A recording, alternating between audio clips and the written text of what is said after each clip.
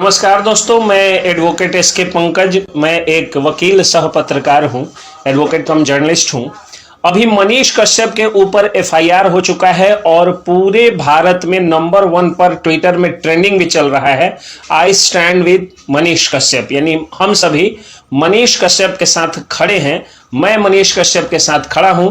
ये सारी बातें ट्विटर पर नंबर 1 में ट्रेंडिंग हो रही है। इससे पता चलता है कि मनीष कश्यप कोई साधारण युवा नहीं है, बल्कि मनीष कश्यप वह व्यक्ति है जिसने पत्रकारिता का एक नया अध्याय लिखा है और उस नए अध्याय में ईमानदार पत्रकारिता है, बिहार के लिए आवाज उठाने वाली पत्रकारिता है।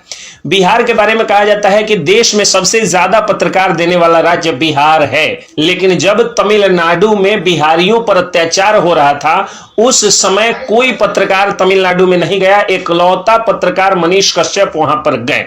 मुझे आज भी याद है कि आर्मी जवान राधा मोहन की लड़ाई लड़ते हुए मनीष कश्यप यहां पर मोतिहारी में कुछ दिनों तक थे और जैसे ही लड़ाई की जीत हुई, मनीष कश्यप उसी दिन सेम डे निकल गए तमिलनाडु बिहारियों की आवाज को बुलंद करने, वहां पर निकल गए। अब आप लोग कहिएगा कि ये तो फेक वीडियो था कि हाँ बिहारियों पर अत्याचार हो रहा था या नहीं।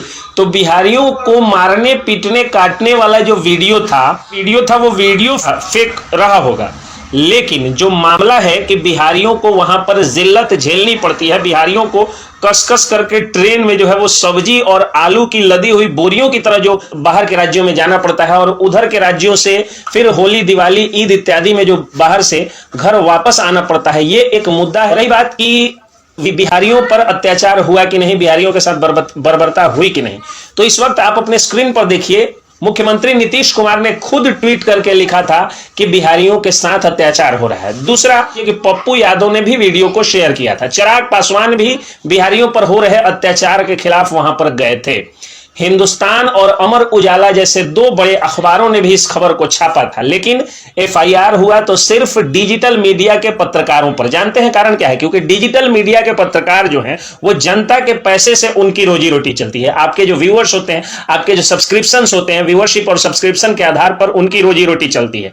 जबकि जो सो कॉल्ड बड़े बड़े अखबार हैं उनको सरकारी विज्ञापन मिलता है और जिसके बदले में ये अखबार चलते हैं। तो जाहिर सी बात है कि वो अखबारों को दबाने के लिए या उन अखबारों को कंट्रोल करने के लिए सरकारी विज्ञापन वगैरह दे के मैनेज किया जा सकता है। लेकिन अगर डिजिटल मीडिया के पत्रकारों को अस्तित्व में बने रहना है तो उनको जनता की आवाज बुलंद करनी होगी। जनता जितना ज्यादा सब्सक्राइब करेगी, जितना व्यूज देगी, जितना लाइक देगी और जितना ज्यादा शेयर करेगी, उतना ही ज्यादा उनकी रोजी रोटी चलेगी। तो जाहिर सी बात है कि ये लोग थोड़ा सच खबर दिखाते हैं। उसमें भी सच तक वाले जो मनीष कश्यप हैं, engineer Manish Kashyap son of Bihar के नाम से मशहूर हैं और वो सच दिखाने के लिए ही जाने जाते हैं।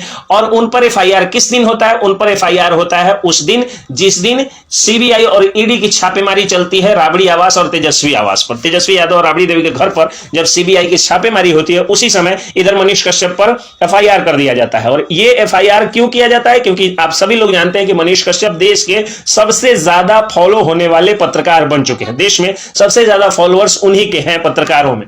तो जाहिर सी बात है अगर उनको टारगेट किया जाएगा, उन पर एफआईआर किया जाएगा तो मामला डाइवर्ट हो जाएगा।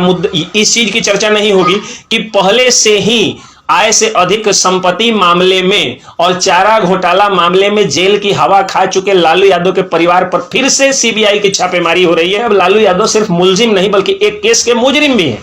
वो एक केस में वो सजा याफ्ता मुजरिम है। तो जाहिर सी बात है कि फिर से अगर उसी परिवार पर छापेमारी होगी तो दिक्कत होगी।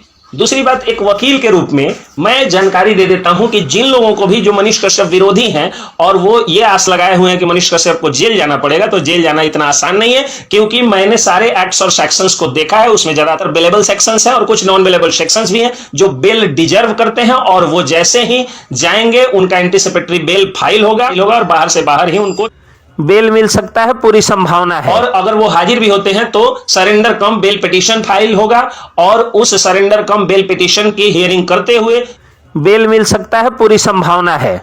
रही बात उनकी जो हिस्ट्री बताई जा रही है कि बहुत सारे धाराओं में उन पर बहुत सारे केसेज पहले से दर्ज हैं, तो मैं एक चीज क्लियर कर दूं कि उन पर कोई रेप केस नहीं है, उन पर कोई मर्डर केस नहीं है, उन पर कोई हेनियस क्राइम में केस दर्ज नहीं है। जनता की आवाज उठाने के लिए जो जो शुरू से पत्रकारों, समाजसेवियों और क्रांतिकारियों पर जिन धाराओं में केसेस दर्ज होते हैं, उन्हीं धाराओं में मनीष कश्यप पर केस दर्ज है। और कोई भी समाजसेवी और पत्रकार अगर जनता की आवाज उठाता है तो वो पहले से माइंड मेकअप कर ले कि उनको एक बार जेल जाना होगा और 1-2 एफआईआर उनको झेलना होगा। अगर आप नहीं जेल जाते हैं, नहीं झेलते हैं एफआईआर, तो कहीं ना कहीं आपकी लड़ाई अधूरी है, क्योंकि ये चंपारण है और ये पीर मोहम्मद मुनीश की धरती और पीर मोहम्मद मुनीश के धरती से निकले हुए पत्रकार मनीष कश्यप हैं। पीर मोहम्मद मुनीश जिनके बारे में वो सत्ता जिनके राज में कभी सूरज अस्त नहीं होता था, अंग्रेजी सत्ता लिखती थी कि बहुत बदमाश पत्रकार है और पीर मोहम्मद मुनीश से बच के रहना, उसी धरती से मनीष कश्यप निकले हैं। तो फिर तेजस्वी यादव की सत्ता क्या है? रही बात तेजस्वी यादव, रही बात मनीष कश्यप के क्रिमिनल हिस्ट्री की, तो थोड़ा तेजस्वी परिवार और लालू परिवार की भी हिस्ट्री याद कर लीजिएगा। जब लालू यादव पत्रकार को खुलेआम कहते हैं कि दे देंगे एक मुक्का और गिर जाओगे, और जब वेद प्रकाश नाम के एक यूट्यूबर को खदेड़ते हैं, एक पत्रकार को खदेड़ते हैं तेज प्रताप, और वो जान बचा करके भागता है।